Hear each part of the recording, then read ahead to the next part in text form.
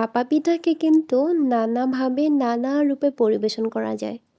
আসসালামু আলাইকুম everyone, welcome back to my channel. আজকে শেয়ার করছি খুব সহজে এবং সিম্পলভাবে মিনি ভাপা পিঠা। ভাপা পিঠা পছন্দ করে না এমন মানুষ খুঁজে পাওয়া কিন্তু খুবই বিরল। আর এটা এমন একটা পিঠা ছোট বড় সকলেরই কিন্তু খুব পছন্দের। আর এই পিঠাটা দেখতে যতটা লোভনীয়, খাওয়ার আকর্ষণ তো এমনিতেই বেড়ে যায়। আর এই মজার পিঠাটা তৈরি করার জন্য আমি এখানে নিয়েছি চালের গুঁড়া। এখানে আমি ভাতের চালের গুঁড়া নিয়েছি 1 কেজি পরিমাণে, আর দিয়ে দিচ্ছি লবণ দিয়েছি 1 চা চামচ পরিমাণে, আর লিকুইড দুধ দিয়ে আমি এই আটাটাকে ভালোভাবে মাখিয়ে নিচ্ছি। তো আমি এইভাবে অল্প অল্প করে দুধ দিব আর এইভাবে আটাটাকে মাখিয়ে নেব। তো এইভাবেই আমি মাখিয়ে নেব। তো মাখানো হয়ে গেছে। তো এখন আমি আটাটাকে এভাবে মুঠ করে নিচ্ছি। তো একটা দলা হয়ে গেছে। তো এই আটাটা কিন্তু মাখানো হয়ে গেছে। তো এখন আমি একটা চালনি দিয়ে এই আটাটাকে ছেঁকে নিচ্ছি। তো এইভাবেই আমি সবগুলো আটাকে চালনি দিয়ে ছেঁকে নিব। তো এই তো আমার আটাটা ছাঁকা হয়ে গেছে। তো এইদিকে আমি পিঠা বানানোর জন্য নিয়েছি খেজুর গুড়। এইখানে আমি খেজুর গুড় নিয়েছি একদম অরিজিনাল। তো এদিকে নিয়েছি নারিকেল কুড়িয়ে নিয়েছি, নারকেল কোড়া নিয়েছি। তো পিঠাটা তৈরি করার জন্য আমি এখানে এরকম একটা ঢাকনা নিয়েছি। তো এটা কিন্তু যে কোনো দোকানেই পাওয়া যায়, হাঁড়ি পাতিলের দোকানে। তো এই ছোট ঢাকনাটা দিয়েই আমি পিঠা তৈরি করব। তো এইভাবে আমি আটা দিয়ে দিয়েছি, ভালোভাবে সমান করে নিয়েছি। এখন দিচ্ছি গুড়।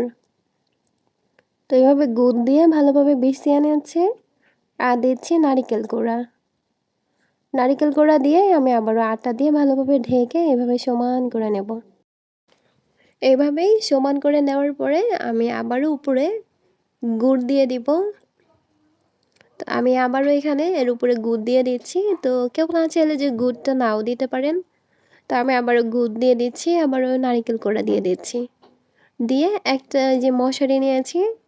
তো আপনাদের ঘরে যদি সুতি কাপড় থাকে সুতি কাপড় দিয়ে কিন্তু এভাবে নিতে পারেন।